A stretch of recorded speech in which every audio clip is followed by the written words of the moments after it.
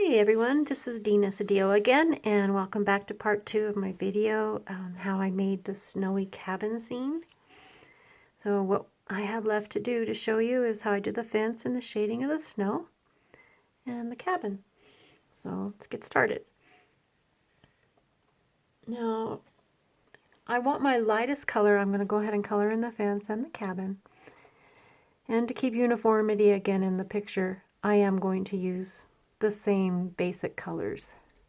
I'm going to be using Tombow markers, and I'm going to start with my lightest one. Yeah, it's pretty light. You know, and it's up to you if you want to go through and make your cabin and your fence a little darker, or if you want to make the cabin darker, fence lighter, whatever. That's totally up to you. I just like the cohesiveness of the two. It sort of seems, for me, it seems to bring the picture together more. Okay.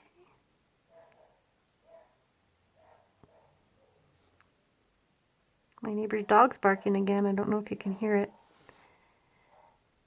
I think she wants to be part of the video. She has a lot to say.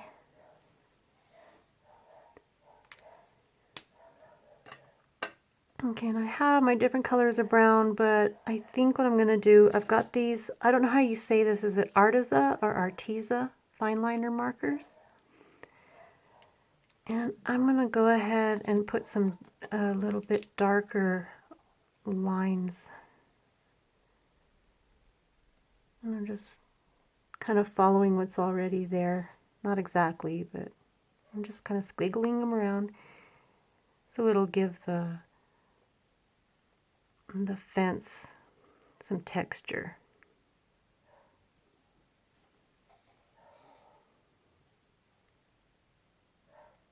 And you can see I'm not being real careful or very specific. I even see a few white spaces where I didn't cover it with the marker, and that's fine because to me it sort of shows, it gives it a little bit of a highlight.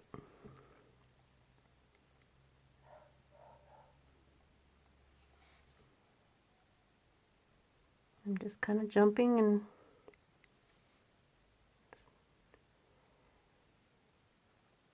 not trying to color the whole thing in. Okay, so that did give it a little bit of texture. That's just a very quick way you can do that. Okay, and now for the fence again, I'm going to use my same light brown marker that I used for the fence.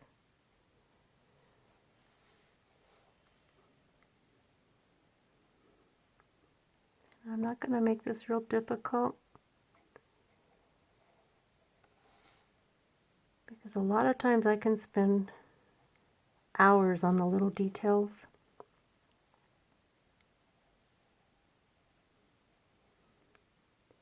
And that would absolutely bore you to death. So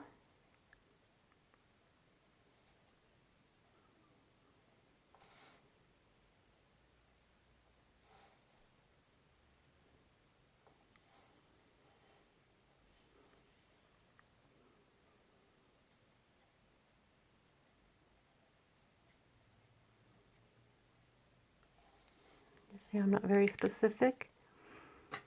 I'm going to take a lighter color and see if I can get that to spread around a little bit, which it is. It's blending a little bit, but it's also leaving some highlighted areas. And those are areas I'm going to follow when I put my snow. Okay, now when I'm using Tombow markers, they seem to, when I use a lot of them, layer a lot of them, it seems to smear my picture off if I use the blender marker.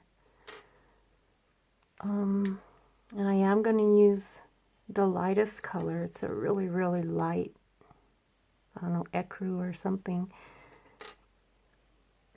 Okay, and I do want to add a little shading, but I'm going to use this very light color to blend it out. And normally I would take a lot more time. I would probably layer another dark darker brown on top of it. But I don't want to bore you with all of that stuff.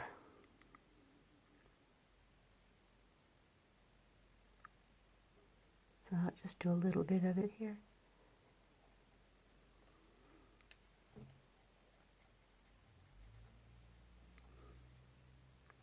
That didn't make a whole lot of difference, so I'm going to go one darker.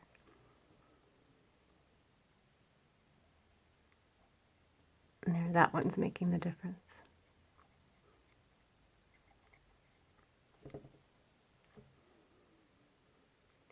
I'm just shading it in a little darker up here, where it would be underneath the roof.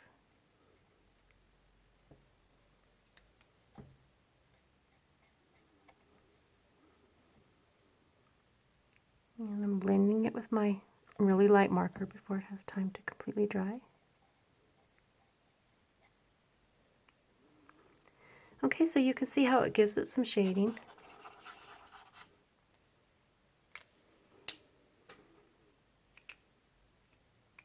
Okay.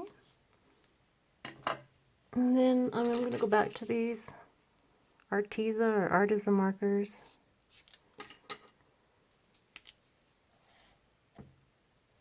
I can't see real well. I have like glasses, some for close distance, mid distance, and then far distance.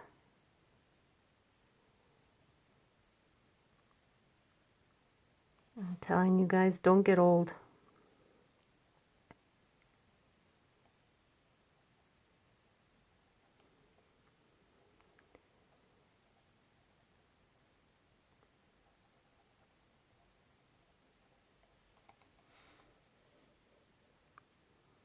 So because my vision is not the best, I'm just guessing.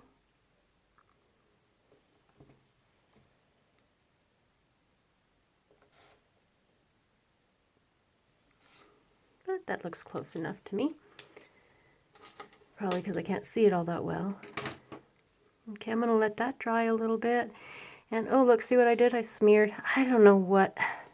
I am always smearing. I'm the queen of ink smears.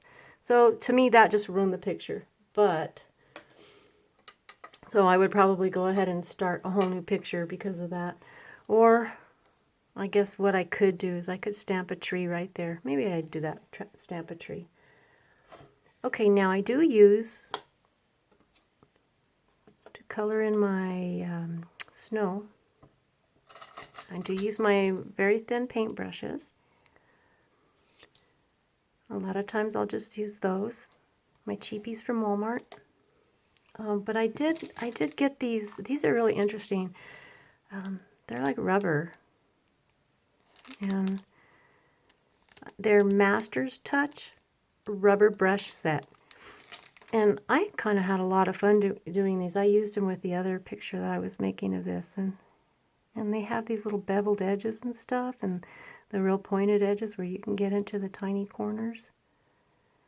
So I actually really like these. Okay, so what I did, because this is so light, is I stamped out, this is what the snow would look like if you stamped it out in stormy sky. And like I said in the first video, you could just leave it like that and it would look just fine. And it would make a much quicker card. But if you want to go through a little bit more detail, I thought I would show you. I take my Tombow blending marker. This is one time when I will use it.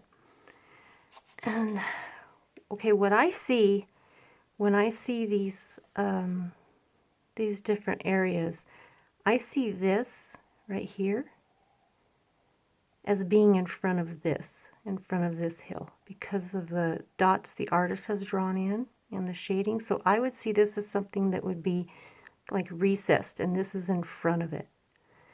So what I do, and this is so my inks will blend well, is where I'm going to get ready to start shading, I get the paper a little bit wet with the blender.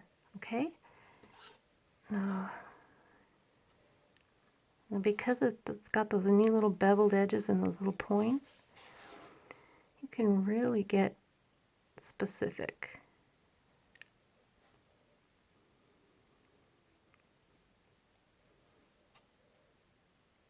Okay, it's kind of drying a little bit, so. Okay, see how that's blending and shading? Put a little more here.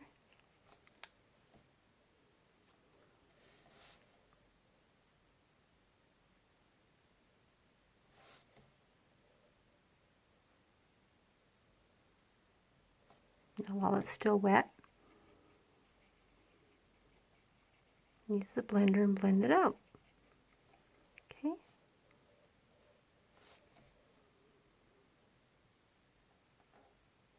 I am having a little trouble seeing it also because I have the light off and it seems a little dark. Okay, so of course now I want it to get lighter as I'm going up. Let me get that wet, the area that I'm going to blend. Okay, and now I'm using the tumbled glass.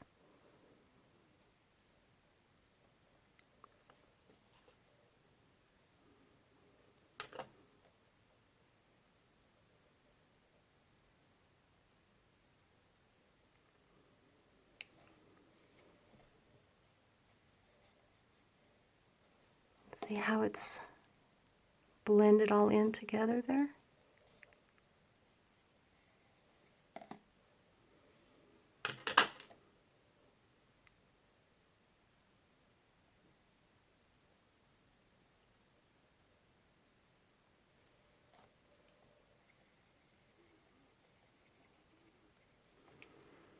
I hope you can see that.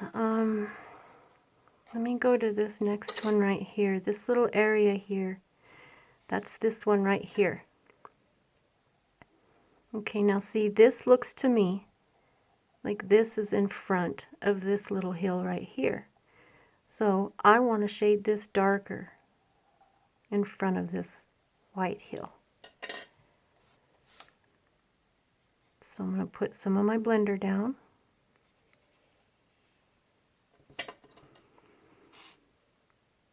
I'm going with my Stormy Sky.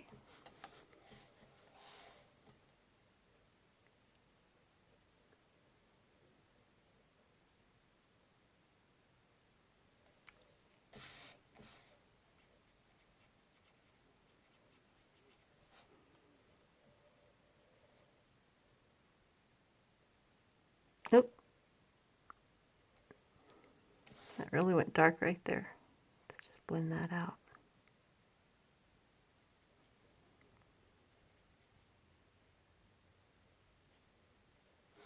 Okay.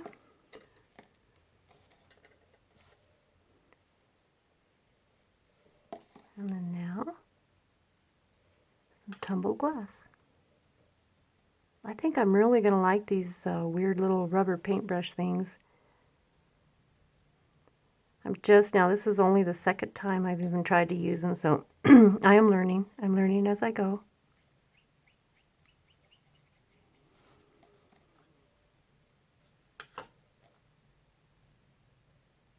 Okay.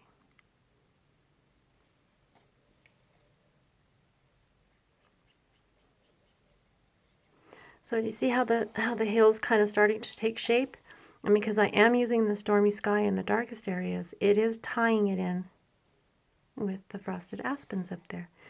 So I would go through all these areas, just like through the whole thing, and you can see where all of the dots the artist has drawn. Okay, so this right here, where the white is, I see this is behind it, so I would fill that in, just where those dots are. Okay, this I see in front, this white part, this is in front, so I would shade in right here, underneath, where the dots are, and then go lighter as I went up. And it'll give you the variation in the hills. Now the same kind of thing to make it, because I don't like that just completely flat look. I don't think anywhere where I've seen snow just has a completely flat look. There's always some kind of a terrain or something. So I'm going to add a little bit of the blending marker. I'm going to use tumbled glass. Let's use this. Get some tumbled glass on my paintbrush. Okay. And I'm just going to, I don't have to worry about being perfect or anything because nothing in nature is perfect.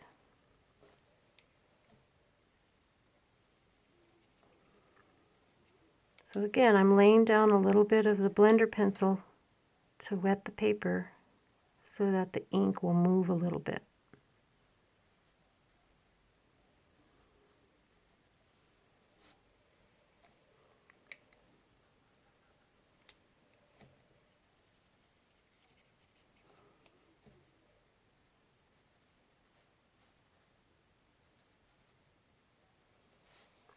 And see how that sort of gives it a little texture, and if you wanted you could even go in a little bit and make it look like it's sloping in certain areas. Did you get the idea?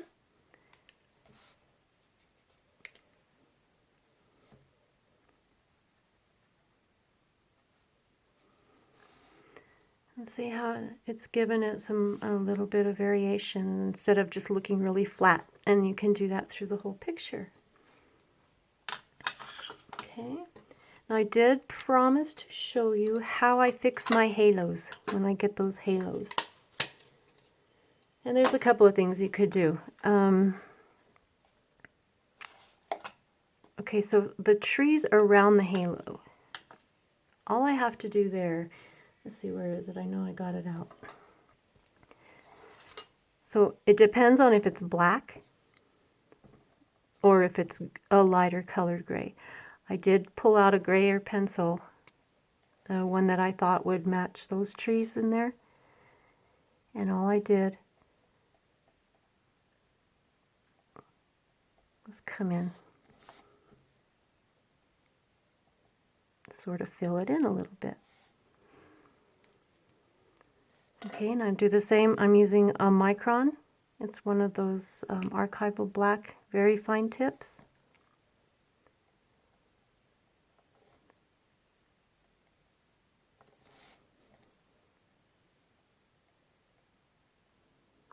Just come in and kind of squiggle around. Okay, see how it filled it in? And there's no halo. Now, right here in this little area, that halo, you would have to use a color very similar to the trees, and I know this one would be a little bit too light, and I believe this one would be a little bit too dark. Well, I don't know, that's kind of close. So I could come in and just fill that. That was pretty close. Come in and fill that in a little bit. There, halo's gone.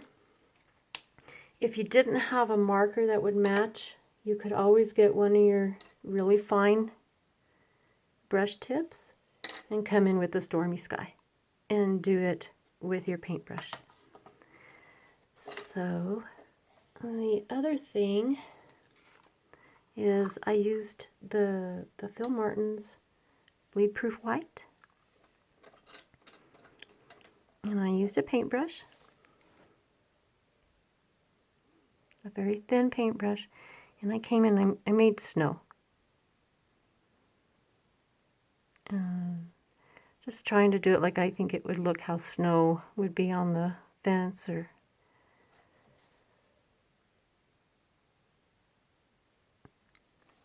just in various places. Now I think a white gel pen would work if you don't have any of this this paint. The only thing is that you might not get the real bright whiteness of it.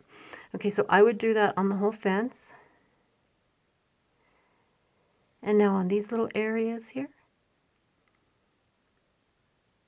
that's where the snow is built up along the fence line, right? About the fence posts.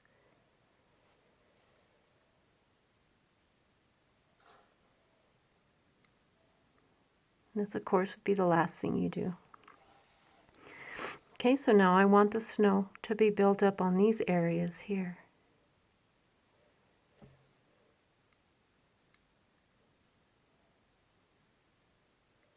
So I'm making my little snow drifts. And remember in part 1 I said how that would be like a hill, a little snow drift against that tree?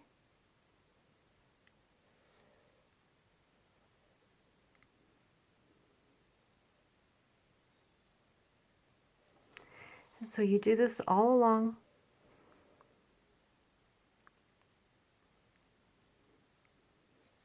And it gives you your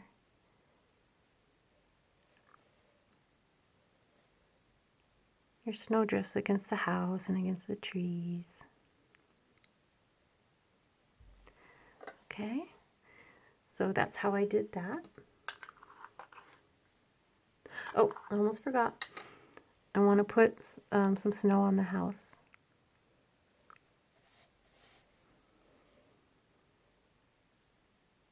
And see, like in part 1 I had those light areas, so I'm kind of following those.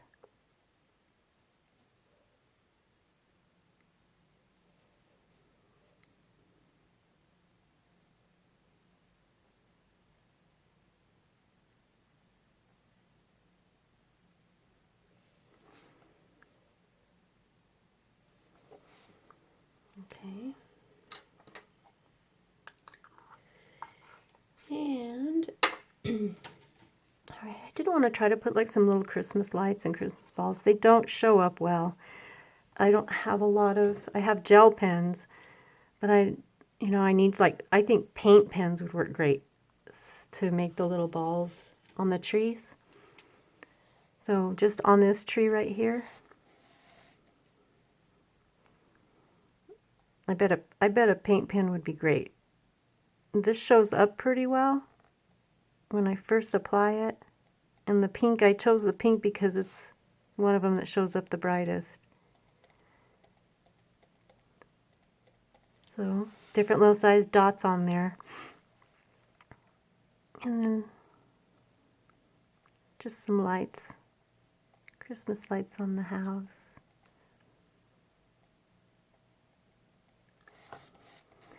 And maybe even some down the side, like that. I did on the other one also go in, I can't remember, I think I might have done it with a gel pen. And I filled in the spaces in the windows with the yellow, a really, really bright yellow. Can't really see very well because I don't have the light on. And filled in those bright areas with the yellow so it looks like the lights are on. And then even if you want, I think the gel pen actually worked better. I tried it with the Phil Martins. But you could even do some icicles hanging down. Different sizes.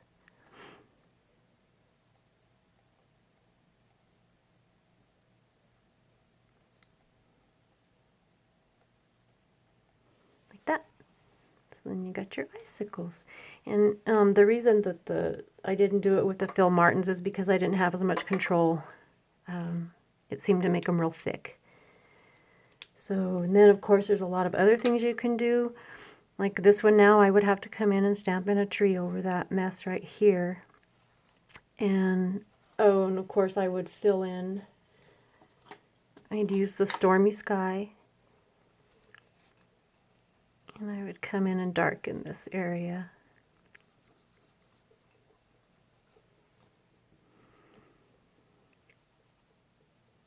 in my corners. That way it just sets my picture in and frames it a little bit. You could add animals, you could add some deer or bears. Add them in the snow out here. You could even, like, even if you put a bear or a deer or something, you could even use the bleed-proof white right up there where their feet are, so it would look like they're standing, you know, so it would have this sort of an effect. So you could add more Christmas balls on some trees. You could add more, use the white gel pen. You could come in and like, so like this, you could put snow on the trees.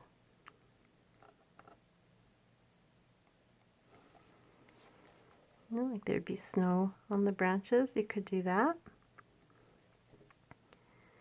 Or even do that toothbrush technique with the Phil Martins and make snow falling. Make it actually snowing. So those are just a quick way to show you. I hope you could see this. I guess I could try it on a matte piece of paper. My whole blending technique would be different, but I could try it on matte so I could show how I blend and shade in a little more. So it looks something more like this. See on this one how I added more of the tumbled glass to give it more like a terrain would look. So anyway, there's just some different ideas, different ways you could play with a scene. And of course, if you have any questions, please send them to me in the comments. If you have any requests of videos you'd like to make, please send those. And thanks again so much for watching.